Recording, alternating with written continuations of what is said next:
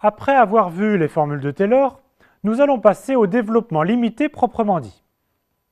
On commence par la définition et l'existence des développements limités. On montre ensuite l'unicité, puis on attaque le cœur de ce chapitre, les formules des développements limités des fonctions usuelles à l'origine, exponentielle, cosinus, sinus, log et les puissances.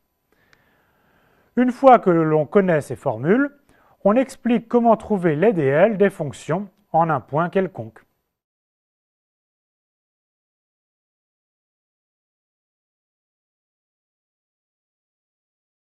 Soit I un intervalle ouvert et f de I dans R une fonction quelconque.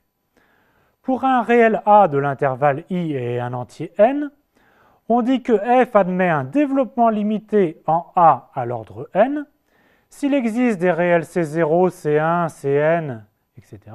et une fonction epsilon qui tend vers 0 quand x tend vers A, de sorte que pour tout x dans l'intervalle, on est f de x est égal à c0 plus c1 facteur de x moins a plus c2 facteur de x moins a au carré plus etc. plus c indice n x moins a à la puissance n plus x moins a à la puissance n epsilon de x. Attardons-nous un peu sur cette définition. Tout d'abord, on abrège développement limité en dl. Et l'égalité précédente s'appelle 1 dl de f en A à l'ordre n.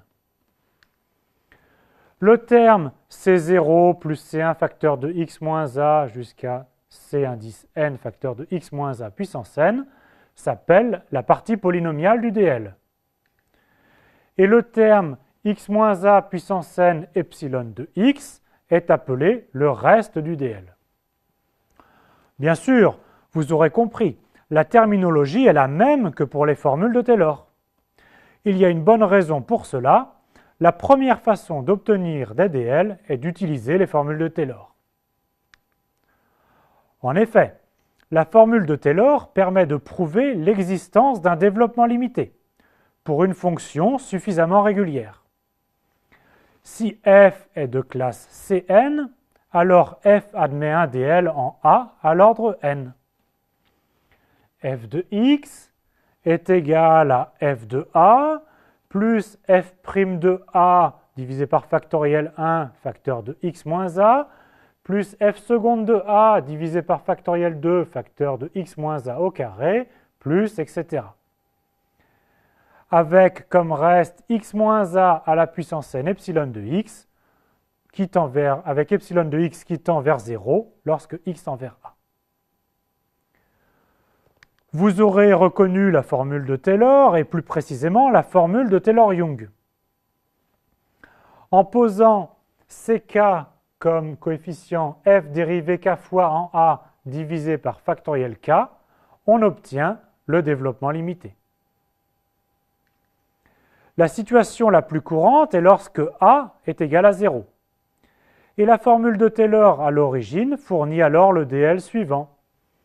f de x est égal à f de 0 plus f' de 0 fois x plus f seconde de 0 fois x2 sur factoriel 2, etc. plus f dérivé nième en 0 facteur de x puissance n sur factoriel n plus le reste x puissance n epsilon de x.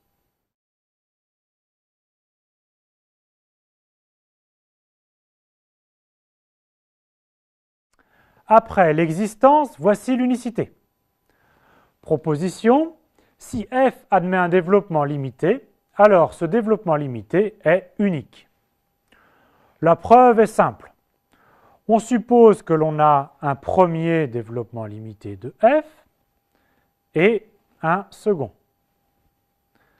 La différence donne l'égalité d0 moins c0 plus d1 moins c1 facteur de x moins a, plus etc., plus dn moins cn facteur de x moins a à la puissance n, plus x moins a à la puissance n epsilon 2 moins epsilon 1, qui est égal à 0. Lorsque l'on fait x égale a dans cette égalité, alors on trouve d0 moins c0 qui est égal à 0. Ensuite, on peut diviser cette égalité par x moins a pour obtenir cette nouvelle égalité. D1 moins C1 plus D2 moins C2 facteur de x moins a, etc., etc., égale à 0. En évaluant en x égale a dans cette nouvelle égalité, on obtient D1 moins C1 est égal à 0. Et on continue, ainsi de suite. On trouve donc C0 égale D0, C1 égale D1, etc. Les coefficients sont égaux. Et comme les parties polynomiales sont égales, alors par l'égalité initiale, les restes aussi sont égaux.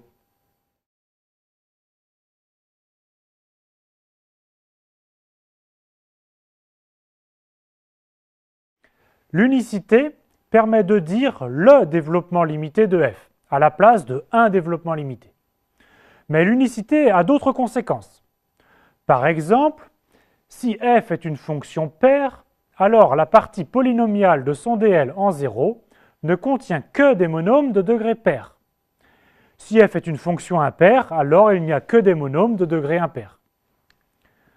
Par exemple, la fonction cosinus x est paire et son dl en 0 commence par 1 moins x2 sur factoriel 2 plus x4 sur factoriel 4 moins x6 sur factoriel 6, etc. La preuve du corollaire est aisée. Prenons une fonction f paire et écrivons le dl de f de x. Alors f de moins x s'écrit de la façon suivante. Notez les signes moins pour les coefficients impairs. Mais comme f est paire, alors f de x est égal à f de moins x. Par l'unicité du dl, alors les coefficients sont égaux. Donc C1 est égal à moins C1, C3 est égal à moins C3, etc. Et ainsi, C1 est égal à 0, C3 est égal à 0, etc. Voici quelques remarques. L'unicité du dl et la formule de Taylor-Young permettent de calculer les coefficients du dl. Ck est égal à f dérivé k fois en a divisé par factoriel k. Mais cela peut fonctionner dans l'autre sens. Si l'on connaît le dl et que f est de classe Cn, alors on peut calculer les nombres dérivés à partir de la partie polynomiale. En particulier, C0 est égal à f de a et C1 est égal à f' de a. Et par conséquent, y est égal à C0 plus C1 facteur de x moins a est l'équation de la tangente au graphe de f au point d'abscisse A.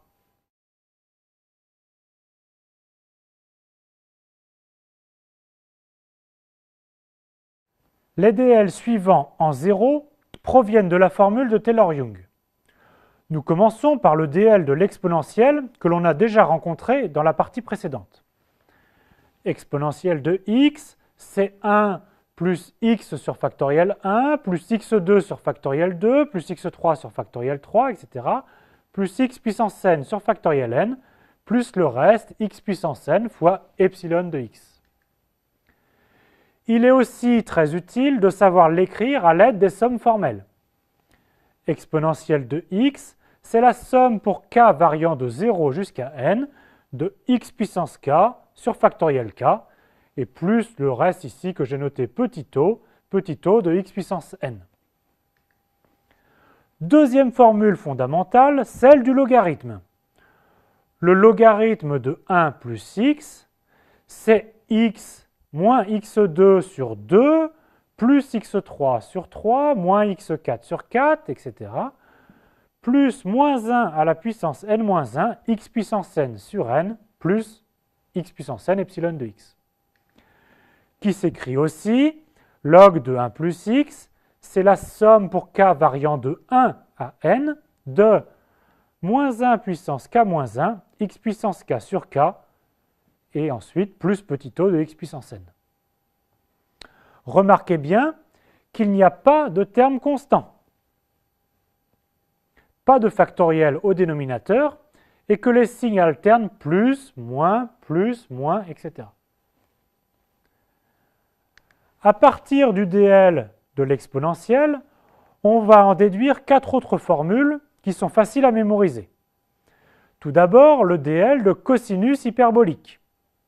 C'est la partie paire du dl de l'exponentielle. C'est-à-dire que l'on ne retient que les monômes de degré pair. Donc cosinus hyperbolique, c'est 1 plus x2 sur factoriel 2 plus x4 sur factoriel 4, etc. Et voici le dl de sinus hyperbolique, qui est la partie impaire de l'exponentielle. Donc ça commence par x sur factoriel 1 plus x3 sur factoriel 3, etc. Enfin, cosinus de x, qui est la partie paire du dl de l'exponentielle, mais en alternant cette fois le signe plus et moins du monôme. Cosinus x, c'est 1 moins x2 sur factoriel 2, plus x4 sur factoriel 4, moins x6 sur factoriel 6, etc. Et enfin, pour sinus, c'est la partie impaire de l'exponentielle en alternant aussi les signes. Sinus de x, c'est x sur factoriel 1, moins x3 sur factoriel 3, plus x5 sur factoriel 5, etc. Arrêtez-vous de longues minutes pour noter et apprendre par cœur toutes ces formules.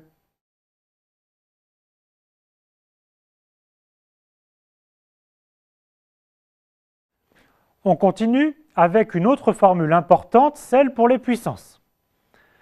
Pour alpha un réel, le dl de la fonction 1 plus x puissance alpha en 0 est 1 plus x puissance alpha est égal à 1 plus alpha x plus alpha alpha moins 1 sur factoriel 2 x2 plus etc.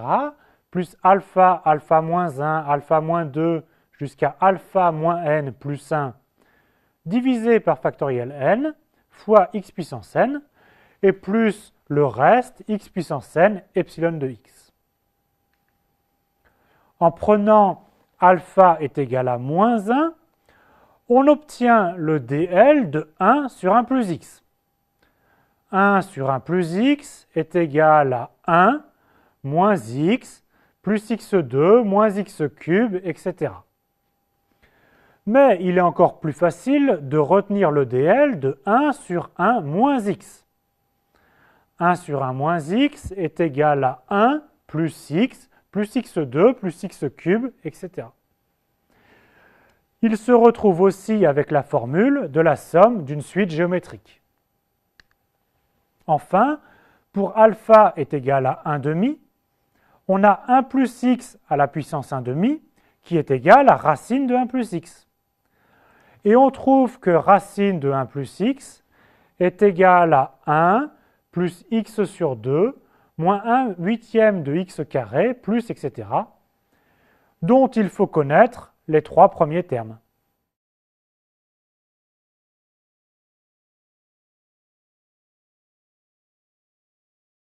On souhaite maintenant calculer le dl d'une fonction en un point quelconque. Nous allons utiliser que f de x admet un dl en a, si et seulement si la fonction f de x plus a admet un dl en 0. Souvent, on ramène donc le problème en 0 en faisant le changement de variable h qui est égal à x moins a. Voyons des exemples. On vient de voir la formule du dl de l'exponentielle en x est égal à 0. Mais on souhaite ici trouver le dl de l'exponentielle x en x est égal à 1. On pose h est égal à x moins 1, et si x est proche de 1, alors h est proche de 0. Nous allons donc nous ramener à un dl de exponentielle h en h égale à 0. On écrit exponentielle x sous la forme exponentielle de 1 plus x moins 1.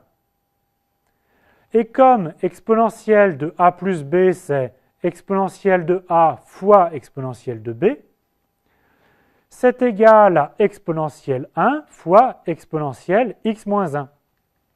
Ou encore e fois exponentielle h, où e c'est exponentielle 1 et h est égal à x moins 1.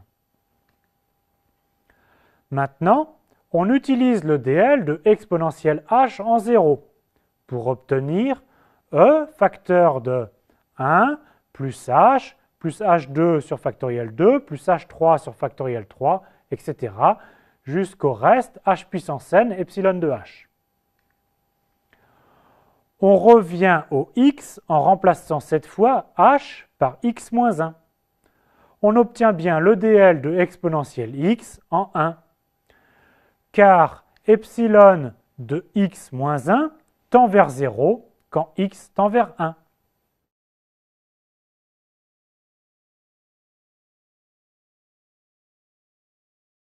C'est parti pour le même travail avec la fonction log de 1 plus 3x en 1 à l'ordre 3.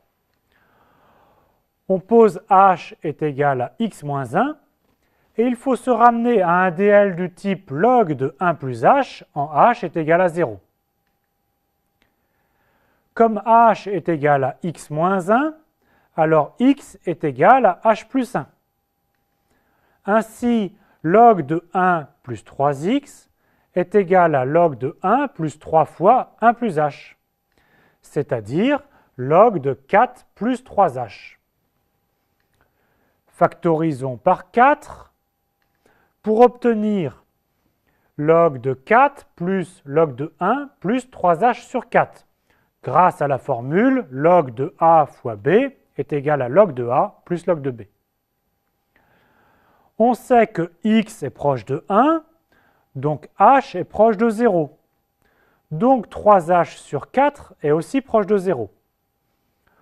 On peut donc utiliser la formule du dl de log de 1 plus u, avec u est égal à 3h sur 4. Et on obtient ceci. En se souvenant que h est égal à x moins 1, on obtient le dl de log de 1 plus x en 1.